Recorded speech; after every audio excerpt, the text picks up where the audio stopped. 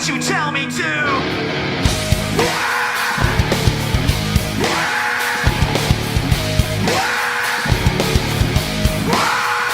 What do I do to ignore them behind me? Do I follow my instincts blindly? Do I hide my pride behind these mad dreams and give in to sad thoughts that are maddening? Do I let it go and try to stand it? Or do I try to catch them red-handed? Do I trust some and get fooled by phoniness? Or do I trust nobody and live in loneliness? Because I can't hold on when I'm stretched so thin. I make the right moves but I'm lost within. I put on my daily facade but then I just end up getting hurt again for my shit.